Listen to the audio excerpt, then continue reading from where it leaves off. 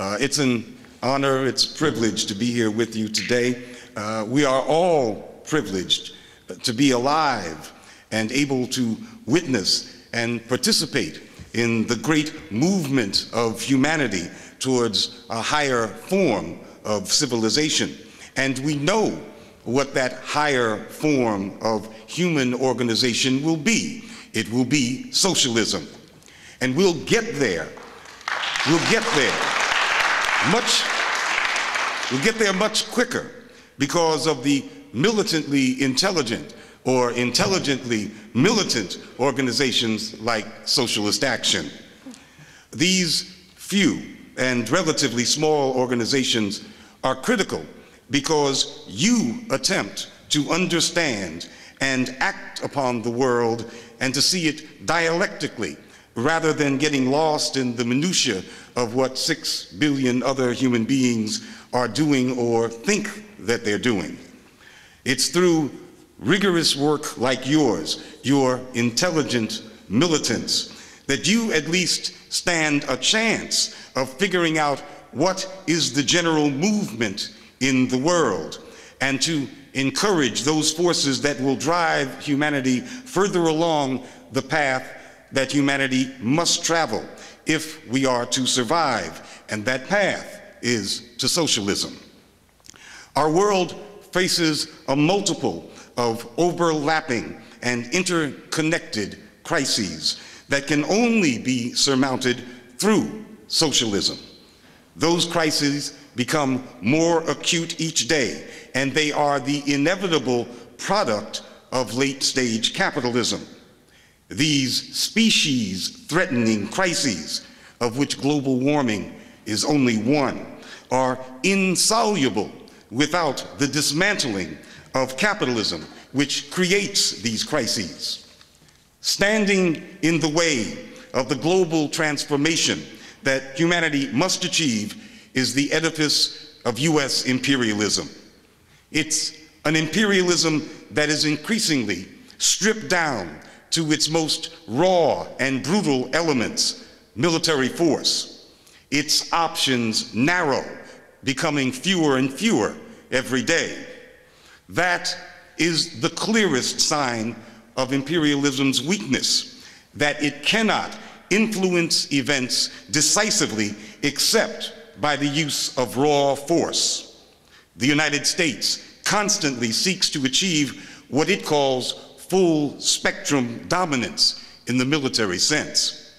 Their reliance on the military, which is more expensive than all the rest of the militaries of the world combined, is necessitated by the inability of finance-dominated capital to play anything but a destructive role in the world today. Finance capital, which rules in the United States, can only survive by rigging and distorting world markets. It has become a weight that suppresses the productive forces of the world and from which other capitalist classes of the world recoil. It is a very inflexible instrument for global rule. It can't win hearts and minds. In fact, the developing world is compelled to form compacts among themselves to organize against US-dominated finance capital. Dollar dominance is something to be feared and avoided and overcome. And so the imperialists are increasingly reliant on their weapons, but their weapons are failing them now as well. America's growing impotence to shape world events by non-military means is what drove the United States to roll the dice in 2003 with an offensive that was designed to project American power deep into the energy-producing regions of Asia. The Iraq invasion was to have been just the beginning of that offensive. The goal of the offensive was to neutralize Russia and to potentially cut off Chinese access to oil and to gas. It was also, of course, to restore the United States to a dictatorial position in the world. So they rolled the dice and then they lost. And they lost so catastrophically that the ruling finance capitalists were compelled to bankroll the elevation of a brand new face, a brown face named Barack Obama. But of course, that was just a face. And it's still the same moribund, increasingly desperate imperial system. It cannot bend the world to its will, despite its huge war machine. In the 21st century, US imperialism can't even bend two of the world's poorest nations to its will, Afghanistan and Somalia. In Afghanistan, a few tens of thousands of fighters have deadlocked the United States and its NATO allies. In Somalia, only a few thousand fighters, Islamic fighters, have the Americans and their proxies stymied. And so we see that US imperialism's position is eroding at an accelerating pace, despite ever-increasing expenditures on weapons. They are in a much worse position than they were in 2003, when they rolled the dice and they lost. And their economic position has been shattered by the financial meltdown of 2008. Virtually the entire world, including capitalist Europe, now views American capital as a menace to their societies. And now comes a veritable apocalypse in the making. That apocalypse is the Arab reawakening. The resurgence of Arab nationalism cannot help but deal a decisive blow to US imperialism. The reawakening will be plagued by fits and starts and disappointments and tragedies, but it cannot be rolled back. Libya may well be invaded and occupied by NATO. It could happen very soon, but that will not alter this huge new factor in the human struggle. The very geopolitical region where the United States targeted numerous countries for enslavement and invasion as part of its 2003 military offensive is now coming alive with Arab nationalist fervor. It is true that the left is in bad shape in the Arab world. It has been decimated over and over again over the last 60 years. This has occurred even under governments that claim to be socialist. That is the Ba'ath parties in Iraq and Syria, and also Nasser in Egypt. The United States and Israel were relentless in trying to wipe out the secular Arab and the left in the Muslim world in general. They encouraged the rise of Islamists as counterweights to the left, with Hamas in Palestine, and most famously with the Mujahideen in Afghanistan. In doing so, they unleashed the whirlwind of the Islamic variation of nationalism, a nationalism of the right, which is nevertheless anti-imperialist. The main resistance to US imperialism and to Israel in that part of the world in recent decades has been nationalism or Islamicism that has the characteristics of nationalism. And this, of course, includes Iran, which is a regime of the right. The fact that popular nationalisms in that region may be dominated by internal conservative forces because of the weakness of the left means that the reorganization of those societies will probably proceed in ways that you and I would not approve of. But those are the cards that history has dealt us. Any nationalist resurgence in the former colonized world is a catastrophe for US imperialism. US imperialism is the enemy of all nationalisms except our own. It's imperative is to crush all notions of national independence. Imperialism cultivates and creates and imposes on nations a class of people that are willing to sell out the national interest to imperial power. That, after all, is the whole point of the imperial project. Therefore, disaster looms for US imperialism with the reawakening of Arab nationalism. And that is true even if the left plays only a minor role in those various countries. Washington has no idea what to do about this. They have no viable options.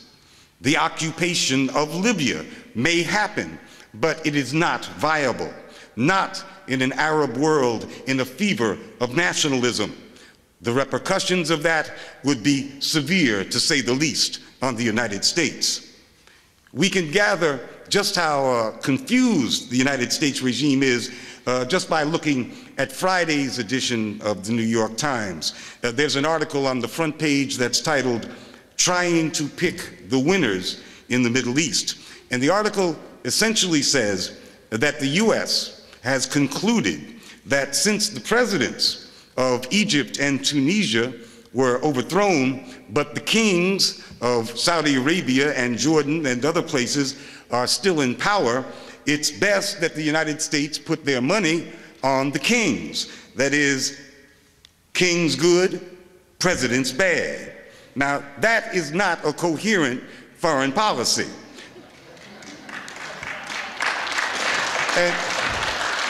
And it's not as if the United States would not come up with a coherent foreign policy if it could.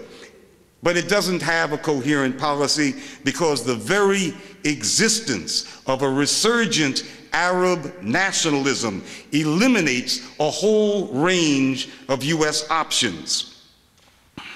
Nationalism means that if you hit one Arab, others will cry out, and they will hit back at unexpected times and in unexpected places. This makes the use of imperialism's raw military force highly problematical at this stage of the game. It is a gargantuan problem for the empire, and I think it is an insurmountable problem. If we're going to understand the real potential scale of this imperial dilemma, consider this. For empires, any resistance is a threat to the entire system. Any country that steps out of line, even the smallest, most insignificant country, must be set an example of. And that's why the United States has been unrelenting in its hostility to Cuba for the last 50 years, and why it's been unrelenting in its hostility to Iran for the last 30 years. And that's why the United States assembled a whole armada to invade the tiny island of Grenada in 1983, because breakaway from the empire is not to be tolerated. But an Arab world, not a country, but an Arab world that is infused with nationalist fervor, that is a challenge of another order of magnitude entirely. The other thing about exuberant nationalist movements that actually achieve something is they're contagious. The vicarious experience of just watching the unfolding Egyptian people's drama on television energized many Americans, and Americans are not a third world people struggling with the legacies of colonialism. So imagine how these events are perceived in the developing world, and imagine how terrified Washington must be. This Arab phenomenon is only a few months old, yet we can already see the glimmers, or imagine what the twilight of imperialism promises to the vast bulk of humanity. History looks very different from the perspective of the former colonized world than it does from here in the belly of the beast. What most Europeans and Euro-Americans see as a grand march of civilization, the age of colonialism, is the age of degradation, humiliation, and loss of one's country to much of the rest of the world. It is 500 years of uninterrupted crimes, slavery, the establishment of a global racial hierarchy, the erasure of peoples and nations, superexploitation so that some Europeans could grow rich and feel superior. Any visitor from another planet who came to Earth would conclude that a race war has been going on Earth for 500 years, and they would conclude that it is still going on, the black president in the White House notwithstanding. That war can only end with the demise of US imperialism. And I believe that the Arab reawakening is potentially a colossal step forward towards the day when US imperialism will collapse. And then we can get on with the task of building socialism. Thank you.